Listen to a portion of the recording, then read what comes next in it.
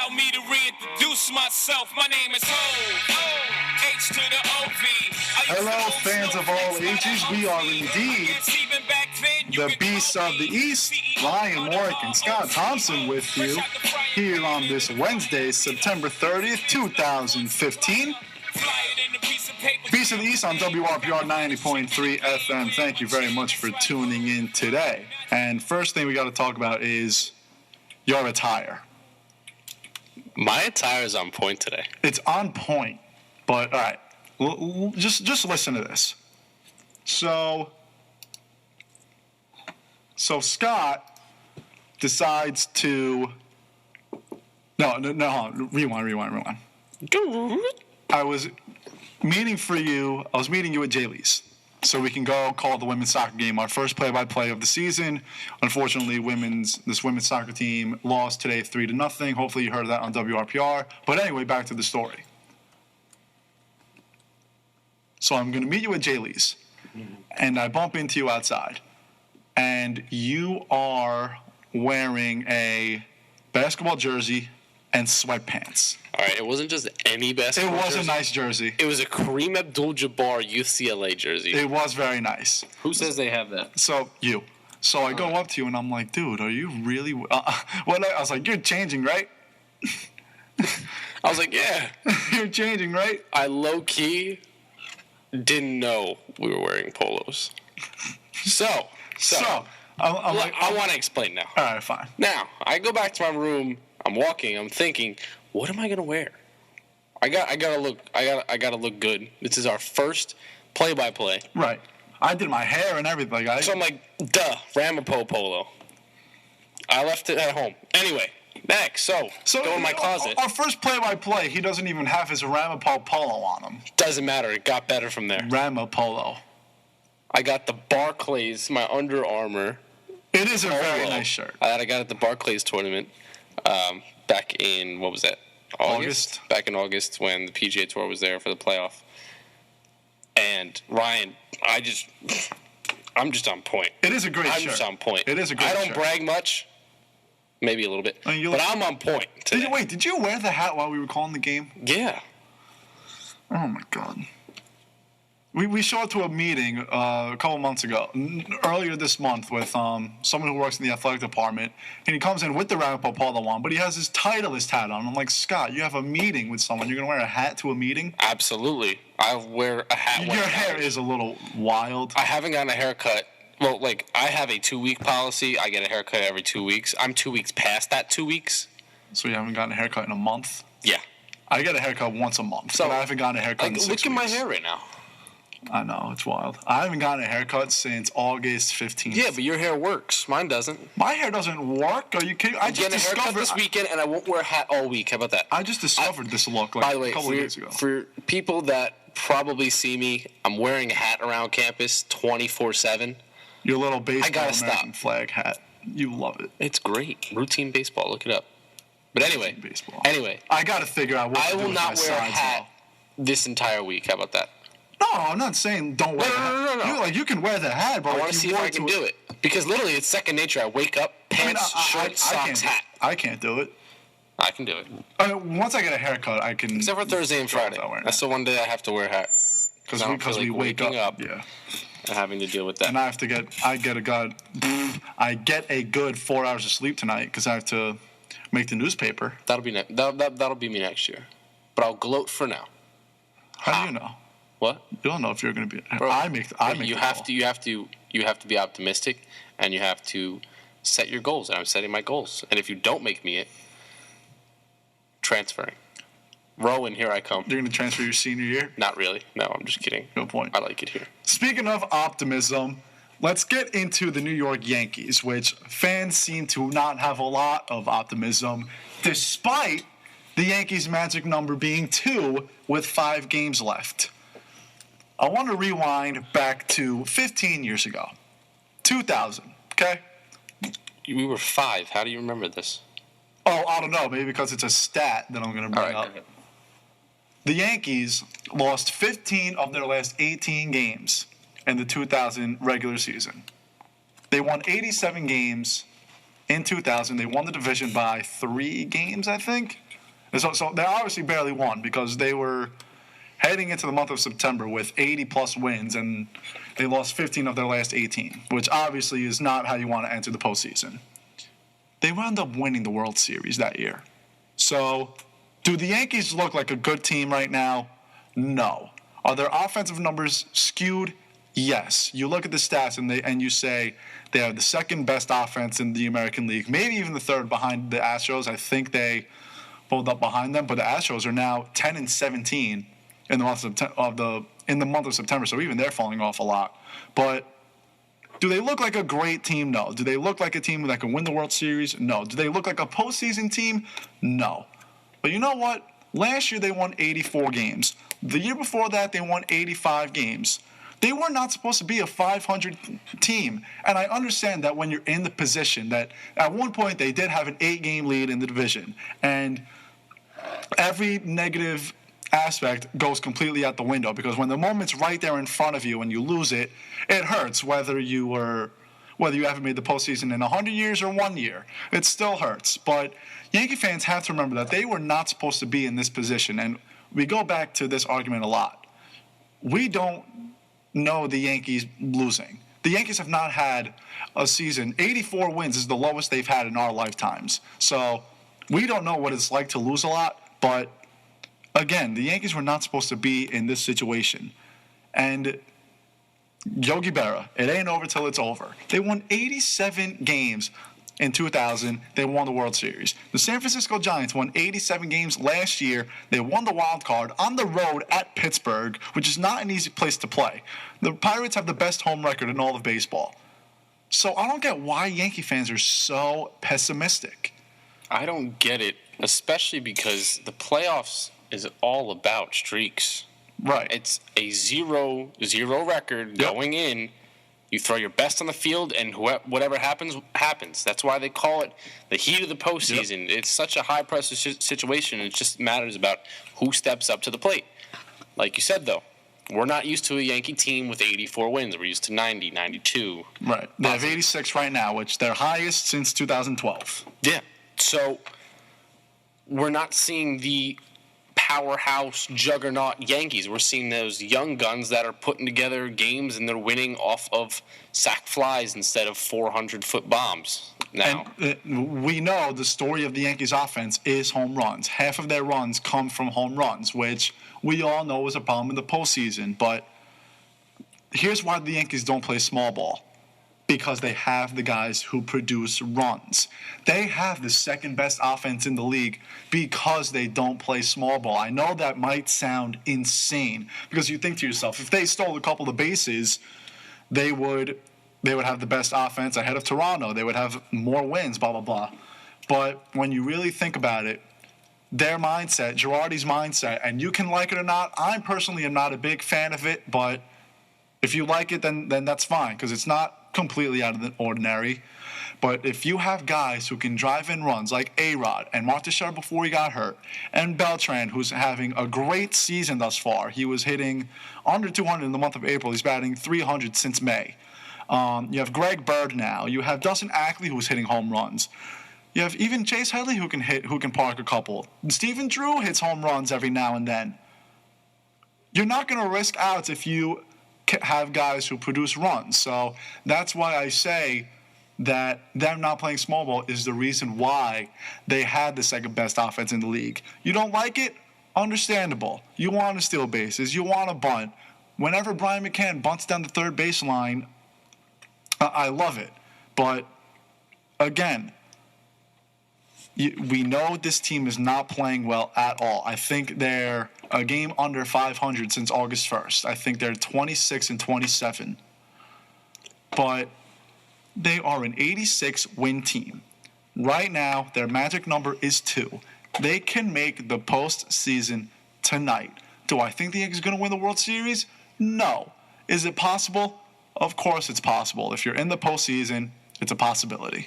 Well, Ryan, I actually still have that Snapchat that you sent. Screenshot this. The Yankees winning the World Series. That was back when they were in first place, and they were arguably the best. Remember, they were at one point the best team in the league. Yeah. So you have to. So I understand when Yankee fans are saying they choked, blah blah blah, but let's be real about the Toronto Blue Jays. I honestly think that without the Tulowitzki trade, maybe without the David Price trade, not sure, but definitely without the Tulowitzki trade, this team was going to get hot. The Blue Jays are a better team than the New York Yankees, with or without Tulowitzki. You leave Tulo. Remember, look at what Tulo's stats are as a Blue Jay. He's batting before he got hurt. He was in 42 games, batting .232, had 41 strikeouts. No, 38 games, with 42 strikeouts. That's over a strikeout a game. He was batting .232. He was playing stellar defense, but he was not an asset to this Blue Jays team. Maybe in the clubhouse for chemistry he was, but he did not really help out the Blue Jays at all. And remember, David Price throws once every fifth day. Look at the rest of the rotation. They've been pitching very well. It's not like David Price is on the mound every single day. So you want to say the Yankees choked? Fair. But honestly, Toronto was going to take the lead. That's what Toronto actually scares me in this postseason because, again, this is a team like the New York Mets. A lot of guys haven't made the playoffs yet, including David Price was with the Tigers. Never mind. Yeah. Anyway, they have a couple guys like David Price and Josh Donaldson, but the rest of this team, they might have the AL Cy Young and MVP. They are gearing up for this playoffs because it's the first time, and they want to make a real push and say, Yankees, Red Sox, that's what the AL East used to be. Who's going to win it? Maybe the Orioles, but the Blue Jays and the Rays were always down low. Yep. Now the Blue Jays shoot up top, and they're like, we're a team to mess with. So we're not a team to mess with. Not a team to mess with. Yeah. Sorry. Bad word play. I know what you were going to say. Yeah. But anyway, this Blue Jay team scares me a lot, and I've said this back in June and July to you. This team scares me. Yep. And definitely heading into the playoffs next week, it's going to be a show. It's going to be a very fun show to watch. Yeah, it's going to be a lot of fun, and I may be a Yankee fan, but you got to give it up to the Blue Jays. I mean, they haven't made the postseason since 1993, and Alex Anthopoulos with incredible moves, the Blue Jays GM, incredible moves to make this team better. He looked at that schedule, and he saw that they had 13 games left against the Yankees. And like I said, I don't think those moves really mattered. I think this team was probably going to take over first place anyway. Partially due to the fact that the Yankees didn't play well, but I just think that the Blue Jays overall had a better. I mean, look at Bautista and Edwin Encarnacion. At the trade deadline, they were awful. Their second half numbers, their power numbers, they already have more home runs in the second half, which isn't even done yet, than the first half. And when you look at the second half, it's usually after the All-Star break, you play 70 games in the second half compared to 92 in the first half. So Bautista went off, Donaldson went off, Edwin Encarnacion went off. Ben Revere has been unbelievable for this team. Even Kevin Pillar is very good. Mark Burley started throwing well. R.A. Dickey started throwing well. Even Jeremy Hellickson started throwing well. Estrada's throwing well, too. Estrada's throwing well. So Sherman came back.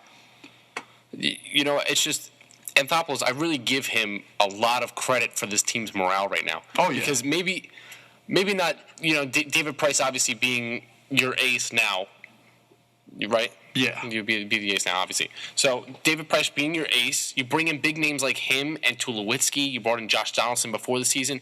So he's trying to bring not only,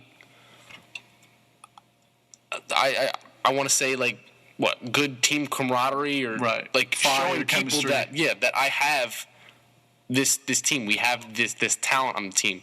Brings the fans in too. Right. Because you may not have known, obviously, Encarnacion and Bautista were there, but you didn't know these other guys. Like if you put Kevin Pillar up there, you wouldn't know him.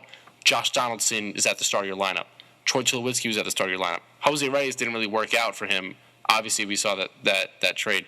But this team is full of veterans and young guys alike that are teaching. A good mixture. It's a good mixture. So the veterans are teaching the young guys, and the young guys are proving to the veterans, hey, we can play too. Yep. So it's just a full chemistry. The whole nucleus of that team is just working out really well. Exactly. And going back to the Yankees, we know how much heat Joe Girardi has taken. But honestly, most of the heat is from people who don't really understand baseball. I don't know how you feel about Girardi. I like Girardi. I always liked Girardi. He's a statistician, and you can be in love with Girardi as a manager. He is a statistician, maybe even too much of a binder guy. We all get it. But the Yankees have a manager who backs up their team 24/7, and if he makes a bad call, he will chirp, he will spark up this offense. And look at last season. There were rumors going around the locker room saying that he went off on players for being out of shape and that they couldn't play anymore. Jacoby Ellsbury and Brett Gardner not hitting a combined 200 since the All-Star break because of Joe Girardi. Okay? I mean, look at the team. This team was supposed to win 80, 81 games at most this season. Right now, they're at 86 with 5 to play. 90 wins is a little bit of a stretch. They have to go 4-1. But you know what? If you told me that the Yankees were going to have 86 wins and be a wild card, I would be doing jumping jacks back in spring training. Because neither of us predicted that they would make the postseason. We are diehard Yankee fans. I think we predicted them to be like 4th or 5th in the AL East. I predicted them to win 84. Excuse me. I had them winning like 84 games and a tie with Toronto for second place. We messed up on them and the Red Sox. The Red Sox, too, who we thought was going to be a great team with their acquisitions over the offseason, but that didn't work out either. Yeah, so let's go back. We had no idea what A-Rod was going to do. And then turns out he does very well. Mark Teixeira goes down with an injury, and you call up Greg Bird, who's just supposed to be this guy. He's cooled off a little bit since the Toronto series, but he's still a threat in the lineup. Didi Gregorius is putting up career-high numbers in every offensive stat. And you know what? He had 5 errors in... Now, I looked it up. It was either the month of April or the first... He had a lot of errors and a lot of bad decisions on the baseball field, and he has turned into, I think he could be a Gold Glove in the American League at shortstop. Definitely. After the first couple months, he was so shaky, and you can't blame such a young kid who was in a small team area like Cincinnati and Arizona. In Arizona, you come to the mecca of baseball, and replace Derek Jeter, who's going to be in the Hall of Fame soon. And be in Monument Park one day. But anyway, you come in there, replacing him. Fans are literally staring at you the minute the ball gets hit, and you know every single fan in that stadium was looking at him. All eyes were on him.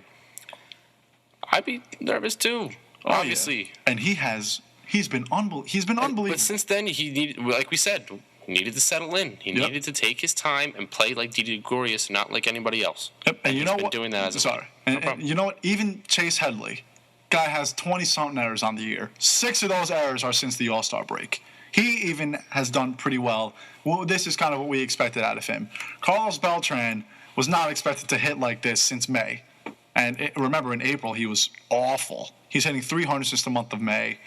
And then you have injury. And then I think, how many people on the Yankees went down with injuries?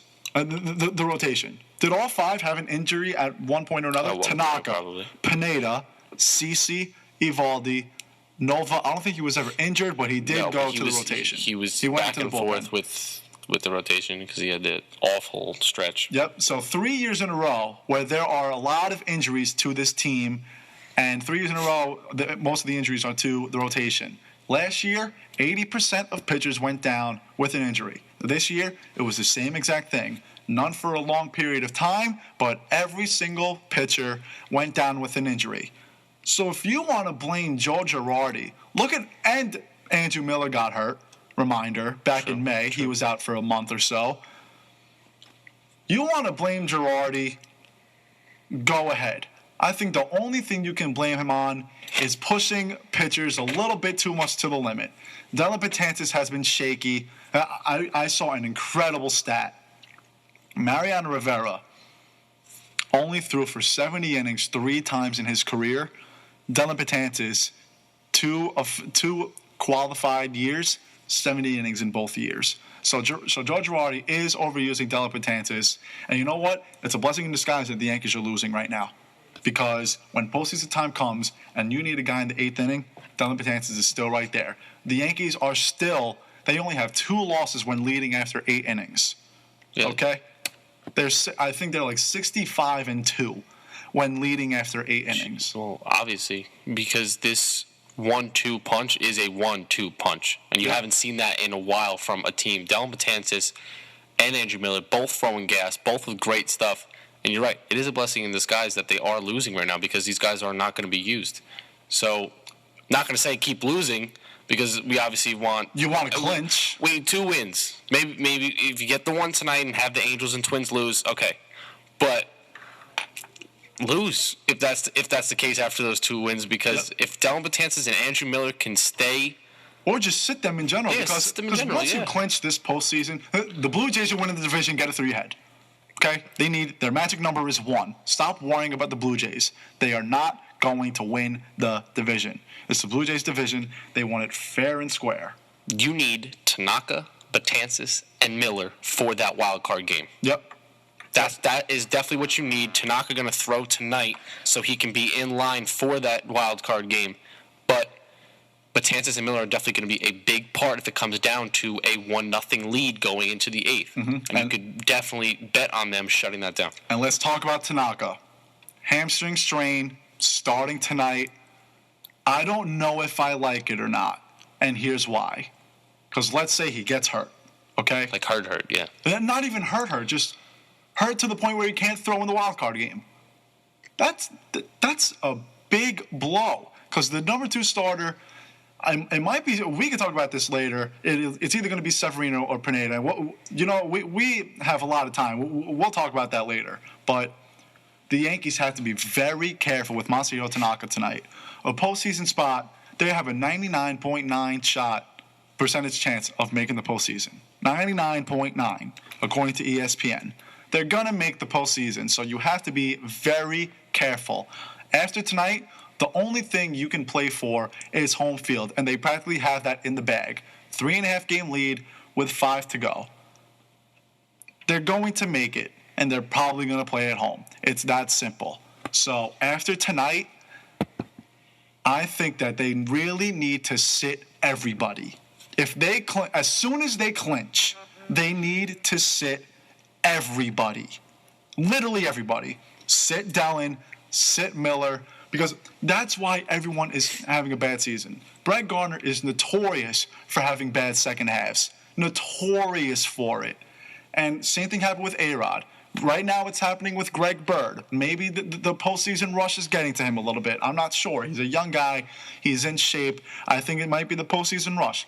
Just give everyone a break. If they clinch tonight, that would be great for them. So you can sit everyone, have them play a couple of innings here and there until the wild card game, because the wild card game is their most important game in the last 3 years. Because definitely with a young team that's being anchored right now by Greg Bird and Didi Gregorius, along with Beltran definitely picking it up, that's a huge, huge key component, because I thought that Beltran was done after this season. He's showing that he can maybe play 1 or 2 more now, but like you said, give him a rest. These guys have been working so hard under all the injuries, like you said before. Injuries and a big postseason race, trying to get ahead of it's exactly. Tough. And being young guys, they've shown a lot. They've shown that they can come through adversity. And if they win that wild card game, I think it's going to be such a morale booster for that team. Going to the playoffs, they can be like, listen, we actually have a shot at this. Yep. And these wild card games are going to be a lot of fun to watch, because these teams basically should be in the playoffs. I love how, like you said, the Yankees, if they need 2 more, you said the clinch. So that would be 88 wins. Yeah. 88 win team in the wild card. I would have taken that in a second in spring training. That is crazy, though, because look at these other teams with high 80s, 80 wins. They're playing for the wild card. Yep. So that shows you that baseball is back on the rise, and there are a lot of good teams everywhere now. It isn't just the Yankees anymore, and it isn't just the Cardinals anymore. And going back to the morale and the confidence boost, that wild card game, fans are going to show up. That's why the Yankees have not been very good recently, because fans, for whatever reason, they're not showing up. But you know what? Fans are going to be at that wild card game. It's a postseason game. And if they win that wild card game, fans are going to show up to the division series and hopefully the championship series and hopefully the World Series. Fans are going to go to the ballpark, and Yankee Stadium it's not that tough to play during the regular season, but in the postseason, especially now, because 3 years of not making the postseason for Yankee fans is the end of the world for them. So last one was 2012, right? 2012. So it'll be hectic at that stadium. So if the Yankees can just get a good rest out of these players and clinch as soon as possible, them being 3.5 games up right now in the wild card spot is the best thing to happen to them outside of winning the division. Because right now, this is the best position for them. If they weren't going to win the division, right now they are in the best possible spot because the Blue Jays are going to fight for home field against the Royals. Same thing with the Royals. The Yankees, after today, odds are they're getting home field. 3.5 up with 5 to go, and 4 games up with 5 to go ahead of the Angels and the Twins. This is the perfect scenario for them if they need to give guys rest. Yeah, absolutely. And honestly, it just comes down to you want to have your starting players that are producing for you to, be 100%. You don't like Tanaka, like we said. I'm with you. I think it's very iffy if he has a hamstring strain that he is pitching tonight because you want everyone 100% going to this postseason because there are powerhouses like the Blue Jays, and if you get to the World Series, who knows who you're facing in the National League? Those are powerhouses all around. And every team in the NL right now, they have stud pitchers. The Cardinals have the best team ERA out of starting pitchers. The Dodgers have Greinke and Kershaw. The Mets have Harvey and DeGrom and Syndergaard and Matz. The Pirates have Garrett Cole and A.J. Burnett, who is having a great season. A.J. Burnett. I always loved A.J. Burnett as a Yankee, by the way. But anyway, the Cardinals got Adam Wainwright back. He's going to be in the bullpen for now. Obviously, when the postseason starts, he's going to pop back out and be a starter. So, a team that hasn't really... I don't think that a team going into the playoffs has been as plagued injury-wise as the Yankees have, especially with core players like Tanaka, like Pineda, like Teixeira. So... you need your guys 100%. So definitely rest them. If they clinch tonight, hopefully they can get back-to-back wins. If they don't clinch it tonight, so that you can sit down your players, tell them, okay, we're definitely going to need you for this postseason. I need you guys to be ready. So take a rest, do what you have to do, and gear up for that. And going back to Girardi really quickly, a bunch of people are saying that Girardi has cost this team 10 wins by his managing. You think the Yankees are a 96-win team? Come on. They were an 80-win team to start the season.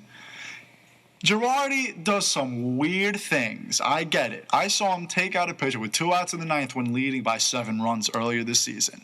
Girardi does weird things like that. But you know what? If you want to kill him, go ahead.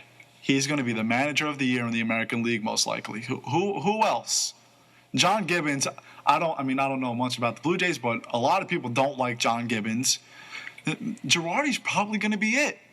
Girardi is probably going to be AL Manager of the Year this year. Sure, he does weird things with the bullpen, and he plays matchups and this and that. But you know what?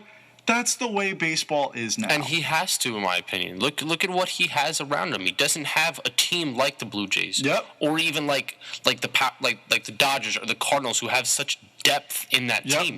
The Yankees do not have depth. No, he is dealing with what he's got. So that's why I think 86 wins, or if they get to 88, even 89 maybe, that is a great year. And you definitely make a good point that he could definitely be the AL Manager of the Year. Last night, people were saying, take out Pineda. He let up 6 runs in the first inning. Okay, let's take out Pineda after 1 inning. Then you have a bullpen game for 8 innings. Where does that make sense? And plus, he's your second starter going into this postseason, probably. Between him and Severino. Which means he will be third either way. So he's definitely going to be a starter in the postseason. Yep. You're going to take him out after 1 inning, let him regain his and you want the bullpen to throw 8 innings when they're already gassed? And look what happened. They scored 4 runs. It was a 6-4 game. How did he do after that? Well, right? I don't think he gave up a run after that. I think they wound up losing like 10-4, 11-4. But I mean, he obviously didn't let up all those runs. Yeah. Anyway. But like I said, everything Girardi does, someone has to kill him for it. But he has such limited options because he has no depth, and I don't get why people don't realize that. Again, Chasen Shreve is struggling, but earlier in the year he was unbelievable. Justin Wilson is getting back on track. And Dellin Betances and Andrew Miller are getting back on track because they're not being worked as much. But again, Girardi has been very, very, very limited with what he has. He does not have a lot of options. So stop killing the guy. Girardi's a main reason why this team is in the postseason right now.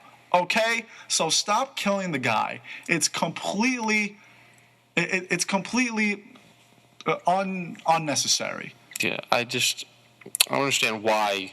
Of course, I mean, it's New York. I understand why. But anyway, I don't understand why everyone keeps honing in on Girardi himself. No one can be perfect. I don't get it. He's making the best out of his situation. So people go with that. People want to fire Cashman are even dumber than the people who want to fire Girardi. Look at the team that's on the field, and you're making the postseason right now. Yep. Be happy for that. As a Yankee fan, I'm happy for that. I know, me too. After Greg Bird and Didi Gregorius are anchoring this team basically to the playoffs. I love it. You want to fire Cashman. They didn't get David Price. Good, because they're not taking out salary anymore.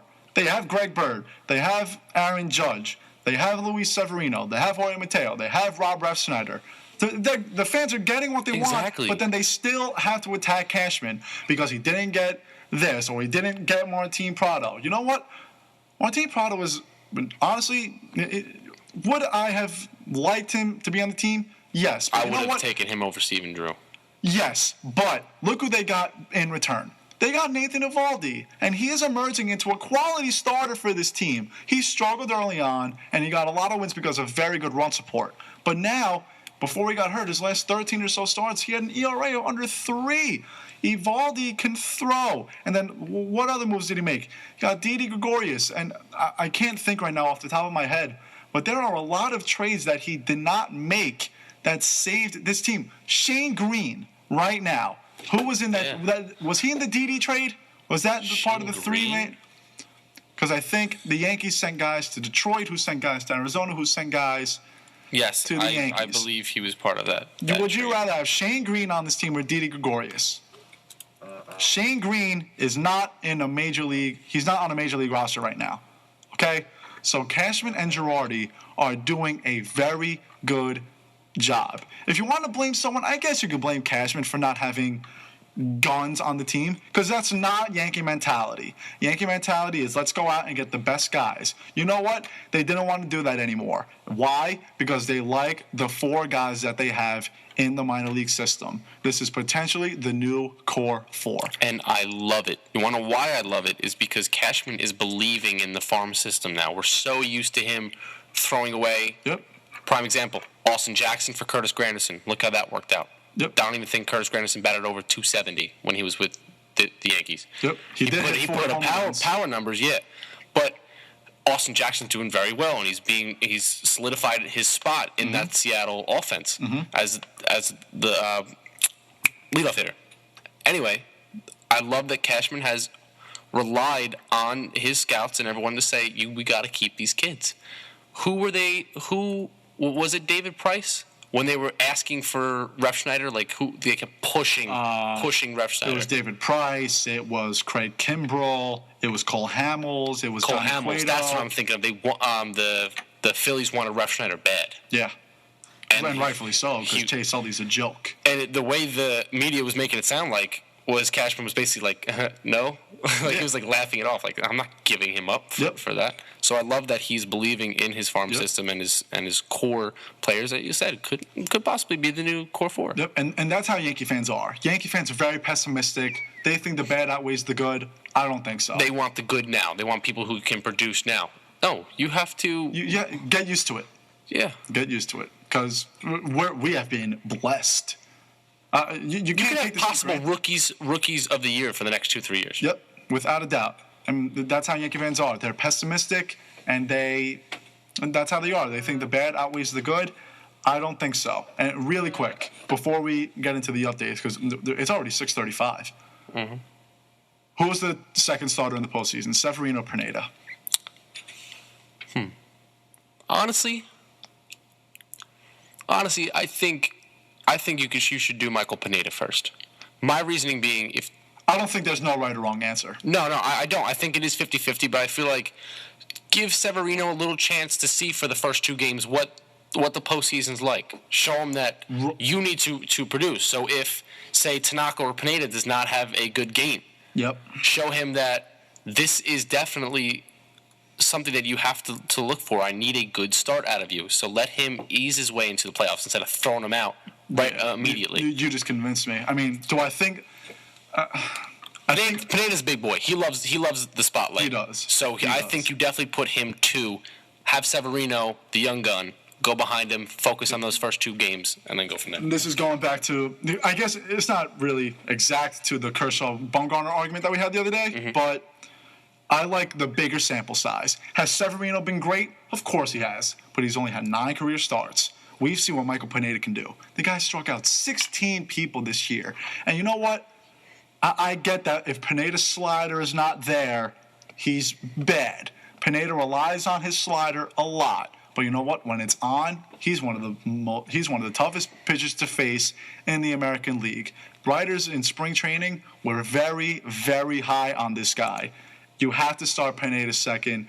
Again, ease Severino into it. Is Severino having a better season as of July? Of course he is. But you know what? Pineda is proving himself. Pineda likes the spotlight. Pineda is a professional pitcher. Severino's not there yet. Then do they do 4-man or 3-man? I don't know. They're not going to go 3-man. It all depends on when Evaldi's back. Yeah, that's true. All right. I think you could do Tanaka, Pineda, Severino, CC. Yes, that without a doubt. Especially after this past month. CC's been throwing very well. You have to put CC in the lineup, and you have to save arms and everything like that. And if Evaldi's in, he's in. And if he's not in, maybe you put in Warren, or you do the 4-man rotation. Yeah.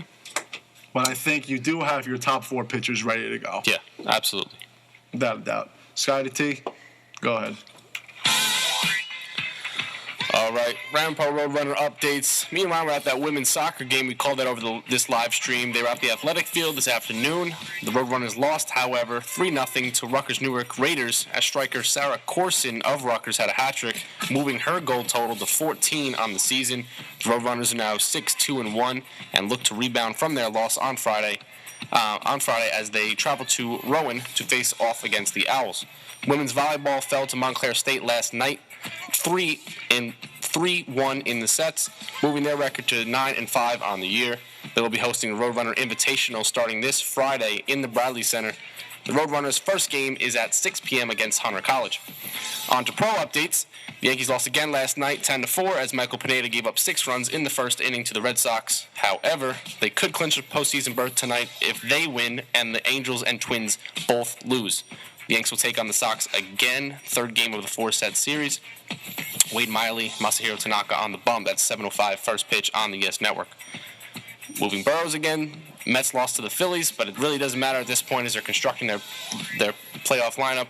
They will take on the Phils again tonight at 7:05 on SNY. Don't look for most of the starters to play as they gear up for the postseason. Logan Verrett and Alec Asher on the mound. Football news, the New York Giants, Victor Cruz, who stated that he might play this week, that's not happening. He aggravated his calf injury again and will not suit up for the game this Sunday against the Bills. The Giants will play at Buffalo at 1 p.m. And the New York Jets fly over to London. That's going to be a lot of fun to watch at Wembley Stadium. They will take on the Dolphins. This is their first game. They will be the first game, on Sunday at 9:30. They will probably be playing without Eric Decker, though, who is out with an injury. And that's it.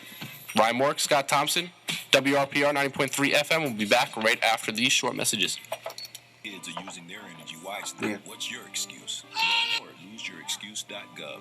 Kids are using their energy wisely. What's your excuse? This song's for selfish girls. They want the whole wide world. Ryan Mork and Scott Thompson back with you. A little bit of Jake Miller, actually. Ryan Mork and Scott Thompson back with you. You're not happy with that. A little bit of Jake Miller, actually. Ryan Mork and Scott Thompson back with you. You're not happy with that. Hold on one second. A little bit of Jake Miller, actually. Oh, that's why. Duh. So, yeah, a little bit of Jake Miller. What? I'm not feeling him. I like him a little bit. He's cool. Artist-wise, he's solid. I still think that he got a little freaky with Melissa. Oh, stop. Jesus. You know that he followed me on Twitter and I didn't even follow him back because he was obviously scared of me. He was scared of you. Oh, how tall is he? Was he like 5'8"? He's got to be like 5'9", 5'8". Yeah. Brian, I don't think he's scared of you. He's got that low center of gravity. I think he'd put you to the floor. Yeah, but I have a 6'9" wingspan. I didn't talk about getting rebounds. What? Yeah, I'm talking about punching him in the face. It's all right. Good artist. Anyway. Good artist, bad person. So, hold on. Here we go. I'm going to pull up the NFL schedule because we're going to go over our Week 4 picks. Hold on. Schedule. There we go. Actually, first, let's talk about the Giants and Jets really quickly. Yeah. Before we pull this up. Giants are at Buffalo. That game was at 4:25, I believe. No, it's at 1 o'clock. You just heard in the updates that Victor Cruz is not going to play on Sunday. He aggravated his calf injury, so who knows how long he'll be back for. But the good news is that LaShawn McCoy is doubtful for the Buffalo Bills. I'm going to tell you why that isn't good news. Why is that? Did you see Carlos Williams True. play? Good point. Carlos Williams is 6'3", I think, like 210. And he had a pretty good game against the Dolphins, and he's going to get all the touches for this game. I'm a little scared because McCoy didn't really do much. He had that one receiving touchdown. Right. But Carlos Williams looked really good against the Dolphins. He had a lot of broken tackles. From what I was watching, looked like he was about to get stopped on the line out of nowhere, gained 8 yards. Some split seams. Every time that my brother has LaShawn McCoy in fantasy, and every time that the Bulls reach the inside the 5-yard line, they give it to Carlos Williams. Every single time. So Brandon walked in. Brandon, what do you think about Carlos Williams? Oh, well, I think the Giants are a bit unlucky that Rex Ryan's getting a little smart about LaShawn McCoy because he's now finally sitting him to get him rested for the week, a good week off. Carlos Williams is definitely going to have a field day against the Giants, so I'm not too happy about LaShawn McCoy sitting, to be completely honest with you, which is a weird statement. Yeah, it makes sense. I mean, it's a lose-lose for the Giants because LaShawn McCoy is obviously LaShawn McCoy, but Carlos Williams is definitely showing that he can be a force in this league. And Sammy Watkins was uncertain for Sunday, so if he doesn't play, then that's obviously good news for the New York Giants, but we have to see if Rogers Cromartie comes back from his concussion. He missed Thursday's game. It was a short week, but we'll see. Giants played better against the Redskins last week, but again, fourth quarter, the Redskins wound up scoring a lot of points. For whatever reason, the Giants just can't play in the fourth quarter. I don't know what it is. I don't know. This offense can put up points. I think they could put up points against the Bills' defense, not necessarily on the ground.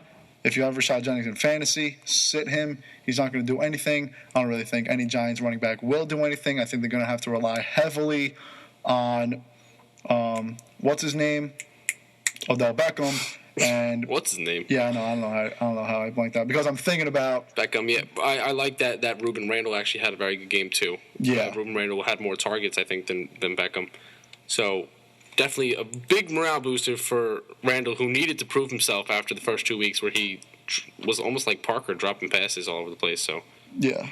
And who knows what they're going to do with Wes Welker and Hakeem Nicks. If they sign, I doubt they would play this weekend. But Victor Cruz said it yesterday on the Michael Kay Show. When wide receivers are getting looked at, when people are rumored to sign with your team in your position, you get a little nervous. So that's loud. Nice. You all right? I'm good, yeah, but I don't understand how that happened. Anyway. Your headphones are right next to the microphone. Duh. So, yeah, I mean, I think this Giants offense, if they put up points, then they will score. Because I don't think the Bills' offense will do very much. I know that's kind of weird to say. The running game, then that's what I'm scared about. But I'm not worried about their receivers. Tyrod Taylor scares me a little bit because the Giants have always had difficulty with mobile quarterbacks because their linebacker core has not been playing well. John Beeson was okay. This Unga guy, I feel like every time there's a completion, he's always right next to it. He hasn't really covered much. The Giants pulled up stats the other day that he has a ton of tackles, but he has a ton of tackles because people are catching the ball right next to him, and they try to go for the end zone. And offenses are playing very well against the Giants because their slot receivers and your tight ends are running routes across the linebackers who just, I don't know if they're not in shape, or they're just not experienced enough to deal with these fast receivers and these powerful tight ends. I just don't think that the Giants have a affordable linebacker that can cover these type of guys. So they're definitely making the best out of their weakness. Yeah, the Giants' weaknesses are stopping mobile quarterbacks and stopping tight ends. You have Charles Clay, who has been pretty solid so far. He's had a couple of touchdowns, and Tyrod Taylor has really proven that he's – I don't want to say proving, but he's been playing very well in the first 3 weeks of this NFL season. So I think the Bills will wind up winning this football game. But you know what? If the Giants' offense is the Giants' offense that we know can show up, then it could be a Giants W. Do you know what I like, though? I like that Nix and Welker actually worked out. Look at that. If everyone's healthy, when you get Victor Cruz back, look at your 4 receivers. Yeah. Cruz, Beckham, Randall, and/or Nix and Welker. Yeah. That's awesome. That's awesome. I love that. And plus with Rashad Jenkins. So I just think this team needs to come together for a full offensive attack. You know what I'm saying? Would you rather have Hakeem Nicks or Wes Welker? I would rather have Hakeem Nicks. Because Wes Welker is going to get tackled one time, and then he's going to sue the NFL for concussions. Hakeem Nicks and Eli Manning have solid chemistry. And they like each other. They know how to play with each other. Yeah, like you said, I want to be able to wear my Hakeem Nicks jersey. I still have it. So I want to be able to wear it again. I still have an Hakeem Nicks jersey. But anyway, you saw that Eli loved Hakeem Nicks, and he threw to him so much. So I don't know. I feel like Hakeem Nicks over Wes Welker. Definitely, because the Giants also don't have that over the top threat. I mean, Beckham, he does pull down balls, but he is kind of short. When you have Hakeem Nicks in those hands, come on. Yep. All right, let's talk about the Jets for a second. Jets are at London against the Dolphins. That game will be at 9:30 a.m. on CBS. The Dolphins have been nothing. They've been complete pretenders so far, and the Jets are 2-1. They're coming off of a tough loss against Philadelphia, a game where, besides the first half, they really outplayed Philadelphia, minus Brandon Marshall's really, really bad decision-making. But the Jets shut out the Eagles in the second half. It was 24-0 in the first half, and then Jets wound up putting up 17 in the second half. Just bad decisions by the Jets. This isn't what we saw last week is not New York Jets football. 3 years ago it was, but this year I don't think so. I just think Fitzpatrick just had one of his days. Just a bad game overall. Brandon Marshall was not thinking on that. The loss of Eric Decker did not help either. The loss of Chris Ivory did not help. So I think the Jets are... Right now, I think they've played much better than Miami. Miami's been nothing but a disappointment. And if you asked me a couple weeks ago, I would have said Dolphins had this game in the bag. Right now, I think this is the Jets game to lose. Absolutely. Like George said, the Jets lost that game last week. We didn't believe that the Eagles really had any feet. The Jets just had mental errors, physical errors on their part. So they're definitely trying to rebound against the Dolphins, who, like you said, were absolute pretenders. Yeah. I thought that they were going to be a lot better. Yep. Tannehill, with the ankle injury, now he's a little bit less mobile. He had a hard time in the pocket against the Bills, and he wasn't really targeting Jarvis Landry like I would like to see him do. Yeah. Because Landry, if you were watching, he was open, but he just didn't target him. He was trying to go for his other receivers. So I don't know. The Dolphins seem to be in disarray right now. The Jets, not really much in disarray. I wouldn't really worry about them much. But going to Wembley Stadium, going to be a lot of fun out in London. Wake up, eat my Fruit Loops, and watch Watch some Jets football. Both teams will be desperately looking for a win, though, because the Jets don't want to fall to 2-2. They know that they could be 3-0, and they know that they could be 2-2, obviously, but they know that they could be 3-0 right now instead of 2-1. And obviously, the Dolphins just want to get out of their losing streak. But I do think the Jets are going to take this one home. I think that right now they are a better team, and I just don't think Miami has it. I think the Jets have it. I think last week was just a fluke. For the Jets, that is, just a bad game overall. That's not Jets football. I think the Jets are going to win. I don't know about you three, but I'm going Jets. No, I'm definitely going Jets too. There's no doubt that they bounced back from this game. They knew it was a mishap and bury that football, even though Rex Ryan isn't there. Bury it. Go on. All right, we got 8 minutes left. We have Brandon and George in studio, so you know what that means. It's time for our NFL weekly predictions. We got Week 4 coming up. This football season's flying as usual. Tomorrow night, we got Ravens at Steelers. Steelers without Ben Roethlisberger for at least 4 to 6 weeks, but I'm still going to go Steelers. Ravens are 3-0, though, right? Are the Ravens 3-0? Yeah, I don't know how. The Ravens are 0-3. 0-3. I mixed that one up then. Of the Bengals, who I didn't think would be 3-0 right now. I like the Bengals a lot, though. We'll get into them soon, though. Steelers are a better team than the Ravens. The Steelers still have Le'Veon Bell. They still have Antonio Brown. They still have Heath Miller, who I've always liked. He's not a huge threat, but he could have those games where he just goes absolutely off. No Ben is big for this team. But you know what? The Steelers are just an overall better team. I'm going Steelers. Yeah, I'm definitely going Steelers, too. I think that this defense is going to step up because they know that they have to, especially with Joe Flacco's passing to Steve Smith, who ever since week 1, we were like, oh, trade him. Yeah. Now week 2, week 3 puts up mucho numbers on the board. So I'm definitely going with the Pittsburgh D. I'm going to say the Steelers win. I'm going to take the Ravens. The quarterback position is the most important position in football, and Steelers are stuck with an old 35-year-old Michael Vick. I agree. I think Ravens. I think Roethlisberger is a bigger part of this offense than people think, and I think it's going to hurt Antonio Brown significantly and Le'Veon Bell a little bit too. It's fair. 2-2. Jaguars at Colts. Everyone. Colts.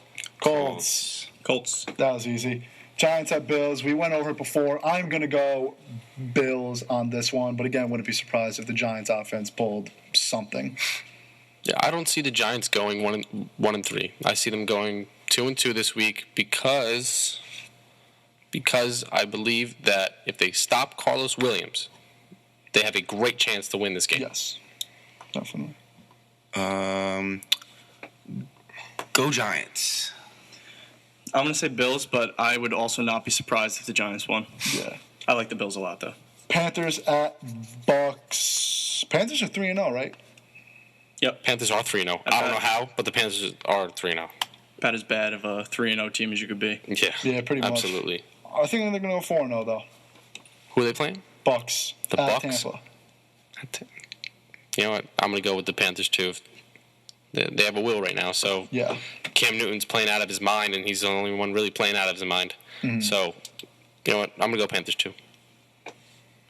I'm going to take the Panthers. This is the easiest first 4 games of the season I've ever seen in my life. It is the truth. I agree with George.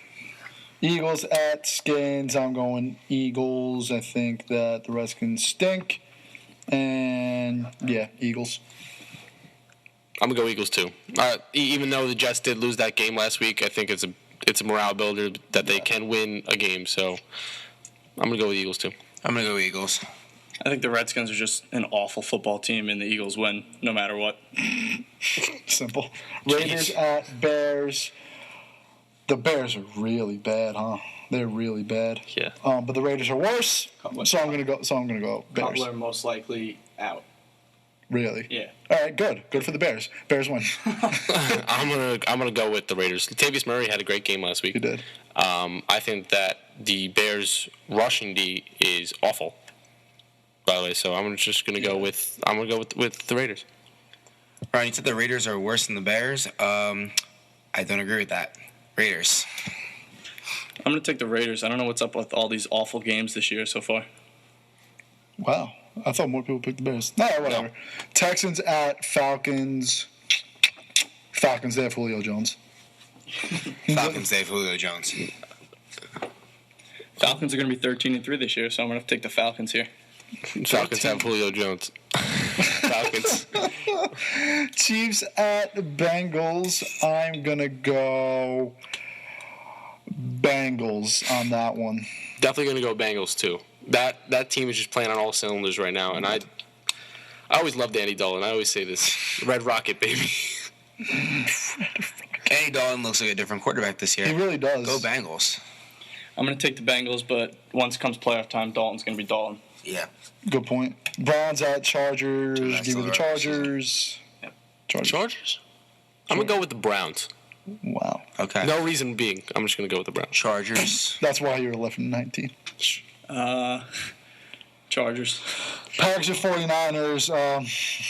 Everyone now? Packers. Okay, next. 49ers. Rams.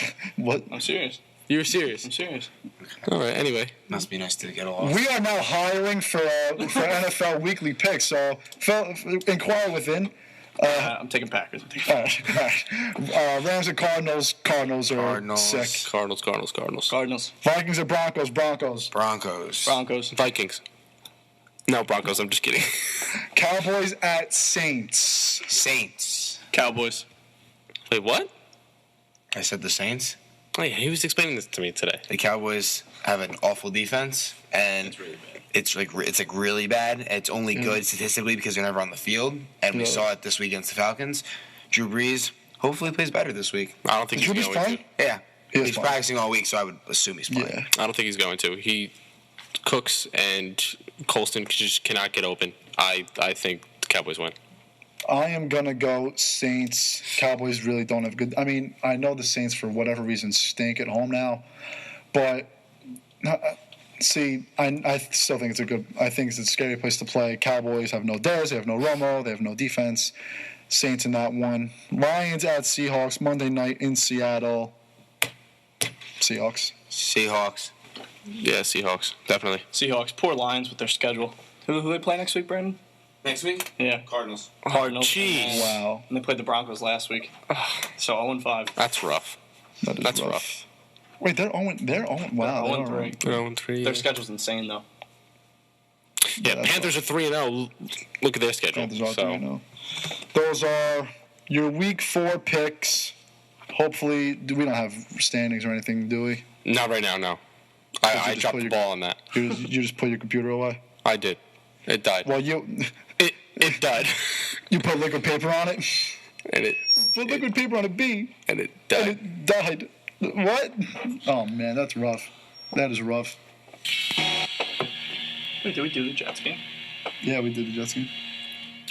I never made a prediction. Figure right now. Hurry up. Dolphins. Trap game again. Trap game. Wow. Anyway. All right. Thank you. Hold on. Back up in this. Hold on. Come on. This is my favorite part of the show. Is it working? No. I'm not ending the show until this song. Start Neither am I. Hold on. over. Start over. All right. Anyway, just while Ryan's doing this, I just want to send out another prayer. This is like my 6th prayer to Derrick Rose. Just get back, bro. Please. You're crazy. Seriously, poor guy. What do we say? He's missed 108 games the last 2 seasons, and Tim Duncan's missed 97 in his whole career. Rough Jeez. life. Rough life. Jeez, for and this guy Derrick could have been possibly a Hall of Famer, but this might actually Stop it. stop that. Probably would have been if he played 15 healthy seasons. Yeah, without a doubt. Why is? I'm just gonna leave it right there. All right. Thank you very much for tuning in to Beasts of the East on this Wednesday, September 30th, 2015. Ryan Warwick and Scott Thompson. We have Brandon George with us also. Thanks for coming in once again. See you on Monday at 6 o'clock. It is not goodbye. It is see you later. Take care, everybody. Taking chances while we dancing in